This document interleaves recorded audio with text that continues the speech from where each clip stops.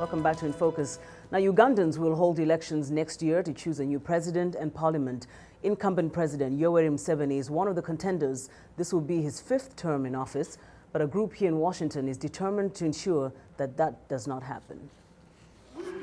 Tuesday is Yoweri Museveni's 24th anniversary as president of Uganda, but a group of Ugandans in the United States wants to make it his last. Save Uganda! Museveni must go! James Kabonge says he lost his parents and other relatives at the hands of Mr. Museveni's government and claims the atrocities continue. The main one is human rights. The government is not honoring the human rights.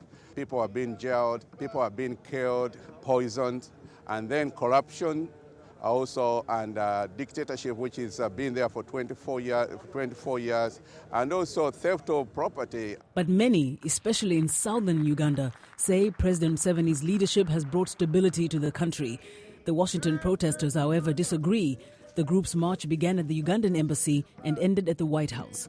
The group targeted several key U.S. and international institutions. We went to the Capitol here. We want the lawmakers to start looking at Uganda in a different way and start listening to the people of Uganda. And IMF and the World Bank, those are the people who are financing the international community, including Uganda. We ended up here at the White House. We want the president and the administration to know and hear the voices of Ugandans. Leonard Muwonge Mukasa, who traveled from New Jersey for this event, says the West has supported Mr. Museveni's government under the false impression he's a good leader. Museveni's government is supported by foreigners, mainly Denmark, Sweden, Norway, England, and a little bit by the United States. If they stop the funding, his regime is going to collapse in no time. Mr. Museveni has won praise from international leaders for his push for better education, his poverty eradication program, and his plans to boost agricultural production.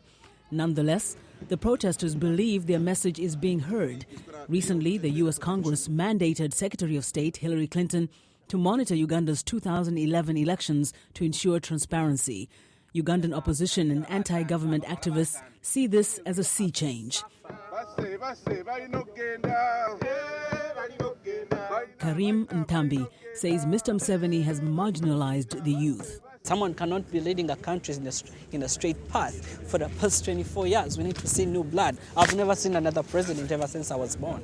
So I need to see something new that can give me hope. As for his message to President Barack Obama, help us see Museveni off.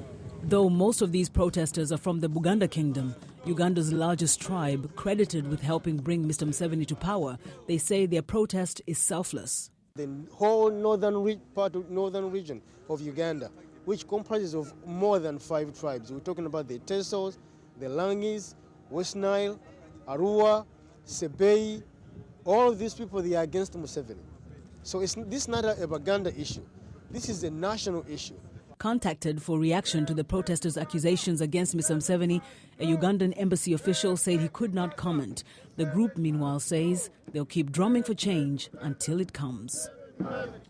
As is noticed, this group was very small, much smaller than the previous demonstration that they held in October, and the group attributes this to poor weather, but also the fact that there were large demonstrations also planned in Boston and New York this weekend.